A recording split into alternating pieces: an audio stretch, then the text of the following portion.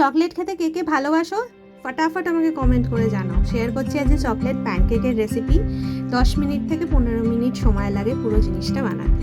কী কী লাগছে দেখে নাও। 1 কাপ ময়দা, half cup cocoa powder, half cup চিনি গুঁড়ো, হাফ কাপ দুধের গুঁড়ো, 1 পিঞ্চ নুন, আর লাগবে 1 টিস্পুন বেকিং সোডা। তারপরে দেবো 1/4 কাপ এতে মেল্টেড বাটার বা রিফাইন্ড অয়েল দিয়ে সুন্দর করে এটাকে মিক্স করব দুধের সাহায্যে। খুব ঘন ব্যাটার বানাবে না, মিডিয়াম ব্যাটার হবে, যাতে আমরা তাওয়াতে ইজিলি এটাকে ঢালতে পারি। আর যখন ব্যাটারটা গুলবে তখন একই ডিরেকশনে গুঁড়ো, যাতে এয়ার পকেটস তৈরি হয়। তাহলে দেখবে যখন আমরা প্যানকেকটা ঢালবো তখন সুন্দর বাবল তৈরি হবে আর তাতেই ভেতরটা নরম থাকবে। তারপরে যখন ব্যাটারটা রেডি হয়ে যাবে, এটাকে কোনো রেস্টিং টাইম দেওয়ার দরকার নেই, যতক্ষণ আমাদের তাওয়া গরম হবে ততক্ষণই থাকবে।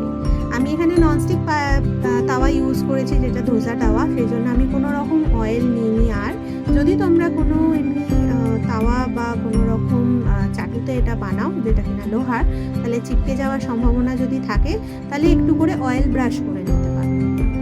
তারপরে তাওয়া গরম হয়ে গেলে আমরা এই ব্যাটারটা ছোট্ট হাতার সাহায্যে অল্প অল্প করে ঢালবো, যাতে আমাদের ছোট ছোট সার্কেলে প্যানকেকগুলো তৈরি হয়। 2 থেকে 3 মিনিট লাগবে। সিম আঁচে করবে, হাই আঁচে করো না, পুড়ে যাবে।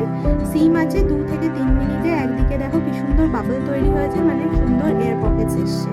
ফ্লিপ করে দেবো। ফ্লিপ করে দেওয়ার পরে 1 মিনিটও লাগে না তৈরি হতে, তার মানে এক একটা প্যানকেক তৈরি হতে তোমাদের 2 থেকে 3 মিনিট সময় লাগবে। প্যানকেক হয়ে গেলে সাইডে রেখে দেবো। আমি তোমরা চাইলে এই প্যানকেকগুলো কিন্তু এমনিই খেয়ে নিতে পারো। আমি এটাকে মেয়ের জন্য বানিয়েছিলাম বলে একটুখানি ভেতরে চকলেট গানাশ দিয়েছি। চকলেট গানাশের জন্য তোমরা ডার্ক চকলেট মিডিয়াম নিয়ে নেবে, যেগুলো আসে প্যাকেটে মিডিয়াম।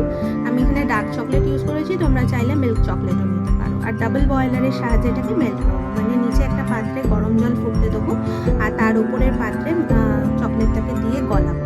যখন গলে যাবে তার মধ্যে 2 চামচ মতন বাটার দিয়ে দেবো, তাতে গ্লেজটা খুব ভালো আসে আর স্মুথ হয়। তারপরেই আমাদের গানাশটা তৈরি হয়ে যাবে। এবার যে আমরা প্যানকেকগুলো বানিয়ে রেখেছি, এক একটা প্যানকেকের ওপরে এই গানাশটাকে সুন্দর করে লাগিয়ে নেবো আর একটা করে প্যানকেক ওপরে ওপরে চাপিয়ে দেবো। এটা কিন্তু এই গানাশটা গরম থাকার সঙ্গে সঙ্গেই করে নেবে, তাহলে কি হবে জিনিসটা একসঙ্গে সেট হয়ে যাবে, নাহলে পরে চিপকাতে চাইবে।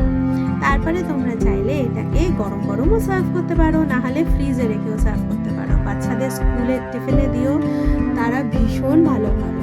আর যদি এটা কখনো তোমরা গরম গরম রেখে খাও না, অনেকটা চোকোলাভা কেকের মতনও খেতে লাগে। ট্রাই করে অবশ্যই জানিও কেমন লাগলো। আমার পেজটাকে অবশ্যই ফলো করে নিও আর কমেন্ট করে অবশ্যই জানাবে কিন্তু তোমরা কে কে বানালে। Thank you.